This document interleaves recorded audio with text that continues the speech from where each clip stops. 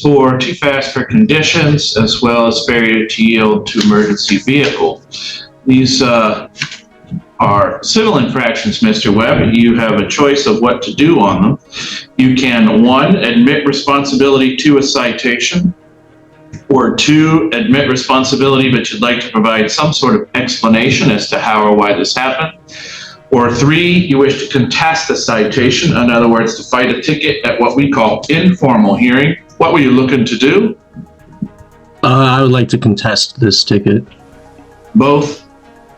Both of them. Violations? All right. Then, even though I cannot see you, I'd ask you to raise your right hand, the same way the deputy's going to raise his right hand. You swear or affirm any testimony that you'd give here today would be the truth, the whole truth, and nothing but the truth? Yes. All right. Mr. Webb, it makes a lot more sense for me to start with the deputy. He has the burden to establish to me why you were issued these citations in the first place. But then after that, you'll have an opportunity to either ask questions or testify on your own behalf. All right? Okay. And with that, Deputy, you want to pick up the narrative somewhere it makes sense? Explain the issuing of this citation. When a teenager, Mr. Webb, faced a citation for violating the basic speed law in Watson Township on February 24, 2025, he chose to contest it, leading to a surprising victory. According to Michigan law, the basic speed law, MCL 257627, states, "A person shall not drive a vehicle upon a highway at a speed greater than is reasonable and prudent under the conditions and having regard to the actual and potential hazards then existing." The judge clarified that this law typically applies to accidents, such as sliding off the road, where the crash itself proves the driver was going too fast for conditions. Mr. Webb's decision to contest the ticket exposed this error, showing how a teen's willingness to challenge an improper citation can lead to its dismissal. Conducting routine patrol in Watson Township, I was traveling westbound on 116th Avenue. I observed the defendant's vehicle driving directly ahead of me. While driving behind that vehicle, I paced it at 58 miles per hour for approximately 3 miles. Upon activation of my emergency lights, the vehicle continued driving for approximately a quarter mile before turning left onto 19th Street and coming to a stop. At that point, I made contact with the defendant, explained the reason of the stop, and issued the citation.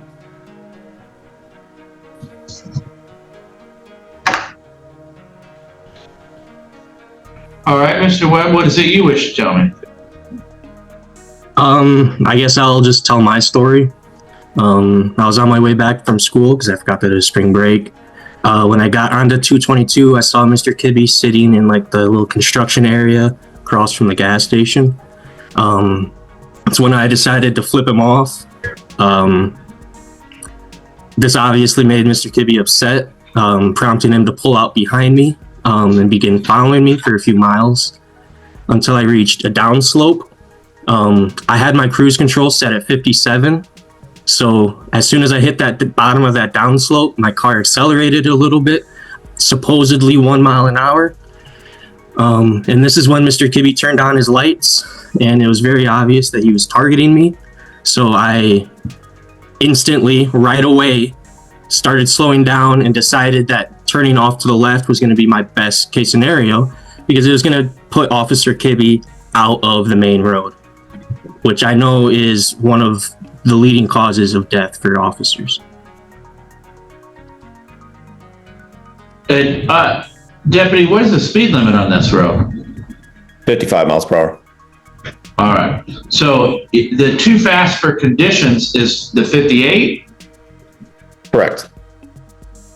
And the failure to yield to emergency vehicle is the driving for a quarter mile before he pulled over? Correct. Your Honor, my understanding of the failing to yield for an emergency vehicle moving is that they have to pull immediately to the parallel to the road they're currently on. And in the event that I was heading to an emergency, he would have been impeding me by turning left across both lanes where I couldn't pass him. Okay. Gentlemen, Mr. Webb, you know how dumb it is to needlessly upset law enforcement, right? Yes, I know that. Because they have certain powers that they can exercise over your life and make your life difficult. It was a dumb thing to do. Yes, and I have stopped since then. All right. Here's the problem. Violation of basic speed law, too fast for conditions, is essentially, that's the wrong citation. You could have wrote him a citation for 1 to 5 over, and that's what he'd be looking at. But the violation of basic speed law is essentially when you have a slide off or something like that, you were going too fast for conditions. And that having the accident is the prima facie evidence that you should have been driving slower to sort of, avoid that happening, as opposed to just essentially a speeding ticket, meaning nothing happened with your vehicle, but a moving violation that you were in fact going faster than posted speed limit. So this could have been a faster than posted speed limit ticket, but the way it's written, a violation of basic speed law, we reserve that for a failure to maintain to your vehicle to stop a clear and assured distance before you hit something else or before you leave the roadway. Other problem is the failure to yield to emergency vehicle is this. Once an officer is trying to pull you over and it's obvious to you or reasonable to an objective person that the officer is trying to pull them over, i.e. lights and sirens, and there's nobody else but you, then you know that they're trying to pull you over.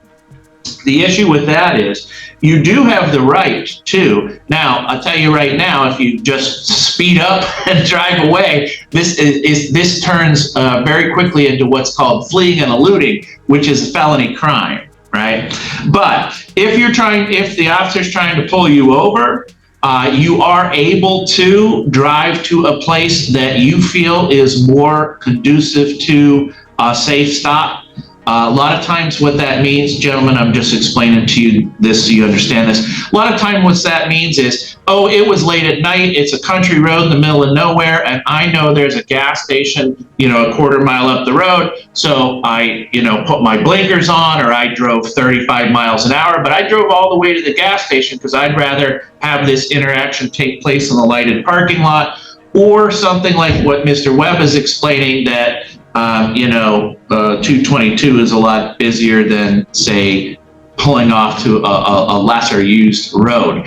So provided the fact that you only went a quarter mile is the sort of saving grace here, and that you did pull over, but the way that you explained it, there is what I would say a grace period there for pulling over, as long as what you're doing is pulling over to what you consider to be a safer, either for you or for the officer. The way you articulated it, really, you articulated it for the officer, but it's allowed to be for your safety. But that is not necessarily what this statute, failure to yield to emergency vehicle, is written for. That would be essentially, more often what that is not listening to the officer, not a delay in listening to the officer. The delay of listening to officer is a little more subjective, i.e. I get to listen to it, but it's my interpretation here, or my understanding, that you drove at the speeds you were normally driving to go a quarter mile down the road, turn left, and then pull over, sort of right away once you got off the busier road. I wouldn't find either of these two actions to be violations of the statutes that you were written for.